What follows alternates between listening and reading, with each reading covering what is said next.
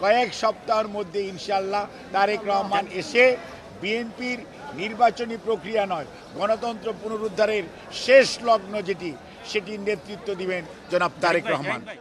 বাংলাদেশ জাতীয়তাবাদী দলের ভারপ্রাপ্ত চেয়ারম্যান শুধু বিএনপির নেতৃত্ব দিবেন না, গণতন্ত্র পুনরুদ্ধারের আন্দোলনের যারা সম্পৃক্ত ছিলেন সকল মানুষের নেতা জনাব তারেক রহমান। এবং আমি কয়েকদিন আগেও বলেছি, আপনারা দেখতে পাবেন যে কয়েক সপ্তাহ বলেছিলাম, ইনশাআল্লাহ কয়েক সপ্তাহের মধ্যে ইনশাআল্লাহ তারেক রহমান এসে বিএনপির নির্বাচনী প্রক্রিয়া নয়, গণতন্ত্র পুনরুদ্ধারের শেষ লগ্ন সেটির নেতৃত্ব দিবেন জনাব তারেক রহমান।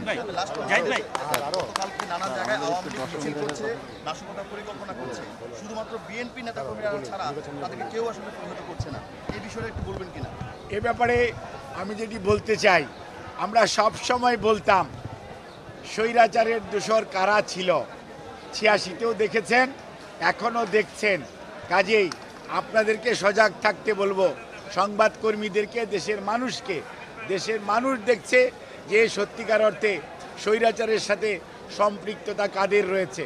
কাজে এই ব্যাপারে আমি নিজে আপনাদেরকে আর স্পষ্টভাবে বলার দরকার নাই। বাংলাদেশ জাতীয়তাবাদী দল জনগণের অধিকারের ব্যাপারে সোচ্চার ছিল, আছে, থাকবে। নিউ ইয়র্কের ঘটনা একটু কথা বলি। নিউ ইয়র্কে যেসব আওয়ামী লীগের নেতাকর্মীরা জড়িত ছিল বিশৃঙ্খলার সাথে, আমরা পরবর্তীতে দেখতে পেরেছি তাদের দলীয় প্রধান শেখ হাসিনা তাদেরকে কল দিয়ে তাদেরকে আরও উৎসাহ দিচ্ছে, তাদেরকে এইভাবে কাজ চালিয়ে যেতে বলছে, যেখানে অতীতের কাজকর্মের জন্য আওয়ামী লীগের উচিত ছিল অনুশোচনা করা। এর পরিবর্তে তারা আরও আক্রমণাত্মক হচ্ছে। বিষয়টি কিভাবে দেখছেন?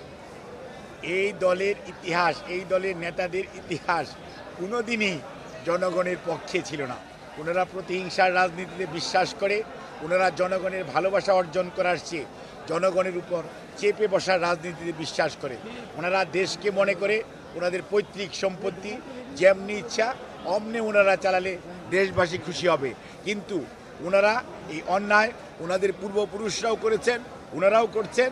তবে একটি জিনিস মনে রাখতে হবে, শেষ বিচারের মালিক আল্লাহ রাব্বুল আলামিন, দেশের মধ্যে জনগণ। আসেন মাঠে, জনগণ আপনাদেরকে সত্যিকারতে কিভাবে প্রতিহত করতে হয়, প্রত্যাখ্যান করতে হয়, জনগণ জানে। আপনাদের সবাইকে ধন্যবাদ।